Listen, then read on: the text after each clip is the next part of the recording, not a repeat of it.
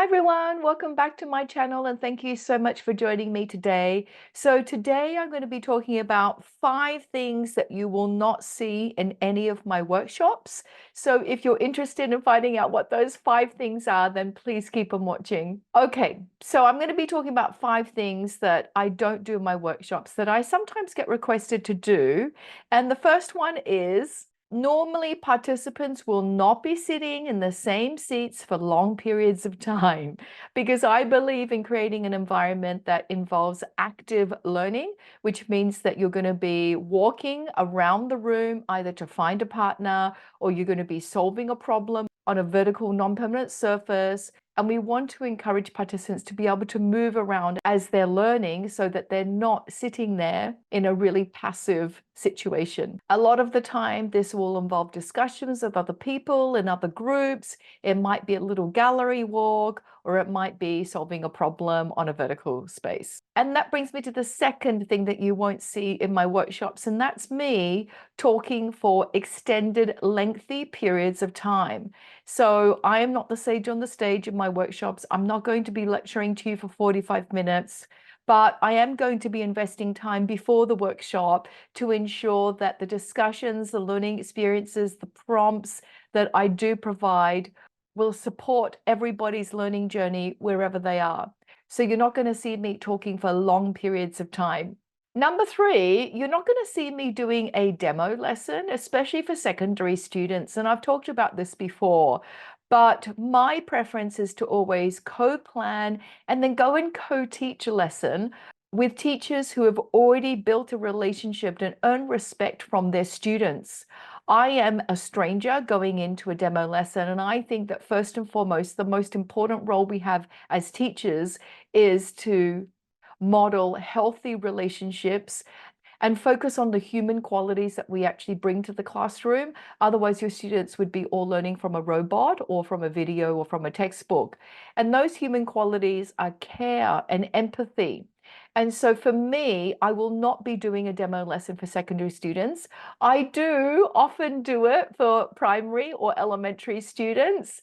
They are normally at a different stage of development, but you won't see me doing a demo lesson for secondary students. So the 4th thing that you will not see in my workshops is for me to ask you to silently read for long periods of time, because I think that our time together in a workshop is really valuable.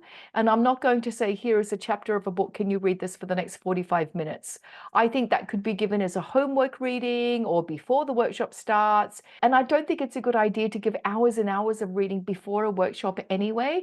Maybe 10 minutes, 15 minutes is normally what I do. Maybe it's an interesting article, it's an interesting research paper, but I only give readings outside of the time that I actually see teachers in person, and that's only to support the learning journey once again. So while I think that reading material and research papers and chapters from books are important and may have important ideas, I don't ask teachers to read during the workshop.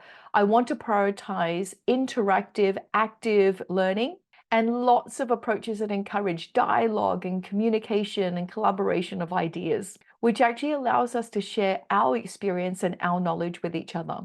And the 5th thing that I want to emphasize is that I don't, and this is a double negative, I don't not collect pre-workshop information and surveys and ideas. So that means one thing that I do always is to send out a pre-workshop survey and really find out what are the requests and what are the needs from the participants. And very often these actually drive the actual workshop. You know, when I incorporate everyone's requests and the considerations, the content of the workshop actually then addresses directly what teachers are asking for. So what are those 5 things that I don't do in my workshops? 1, you won't be sitting down for long periods of time and passively listening. 2, you're not going to see me talking for 45 minutes or an hour or lecturing. Instead, there'll be shorter blocks. 3, you're not going to be seeing me doing a demo lesson, but instead co-planning and co-facilitating a lesson with an experienced teacher who knows their students. 4, you're not going to be doing silent reading for 45 minutes or an hour or even half an hour during my workshop, as I feel that the valuable time that we have together actually should be spent sharing ideas, sharing our experience, and communicating and collaborating. And then 5, you won't see me not sending out a pre-workshop survey to actually ask for your requests in what you would like to address in the workshop. So they're the 5 things that I don't do in my workshops. That doesn't mean that if you do them, it's wrong. They're 5 things that I don't do. So if you'd come to my workshops, you'll know the expectations and know that I won't be delivering and transmitting information, and you'll be reading long passages. Thank you so much for joining me this week, and I really hope to see you next time.